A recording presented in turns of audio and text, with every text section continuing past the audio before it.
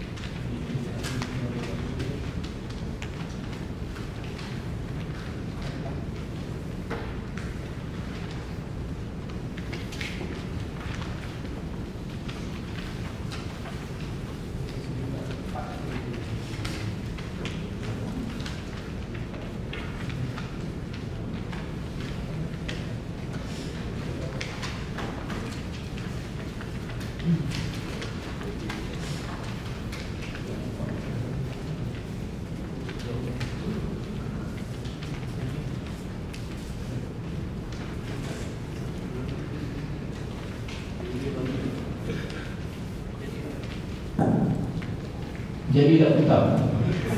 Kita jadi lama-lama. Ini exercise untuk fokus pada tangan itu pada.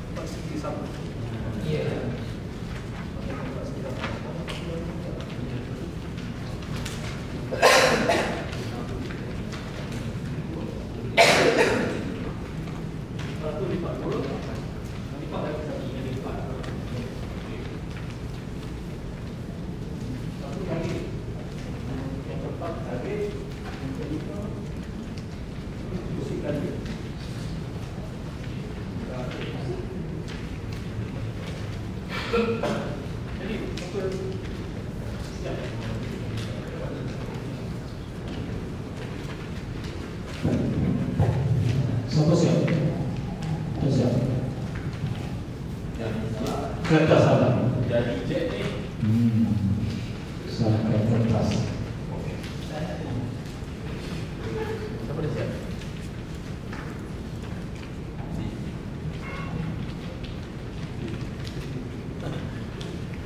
Cik awal lagi ya.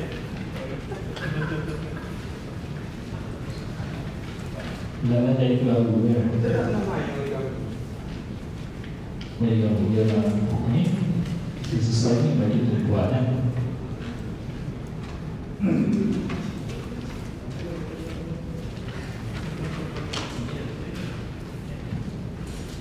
Siapa jadi kakak?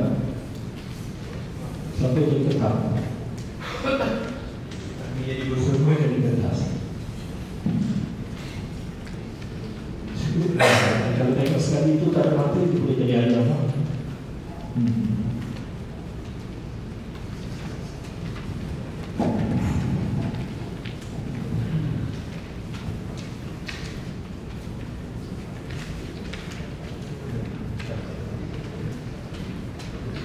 Siapa jadi cek?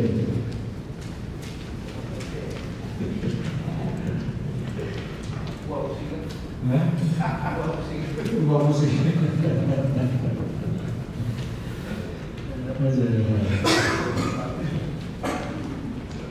Tapi di atas association yang cepat buat yang perempuan. Dia konsentrate. Lelaki boleh jadi cek. Dia sangat itu apa jadi cek. Slide ni tu bagi je. Ada bagi ke? Slide. Ada lah. Okay. Lepas ni kata nak balik rumah, boleh buat samanya buat sambil terus ni. Okey lah. Apa? Simpan dulu. Sebab masing-masing ada tujuan masing-masing kali ini. Kita terus ke slide terakhir.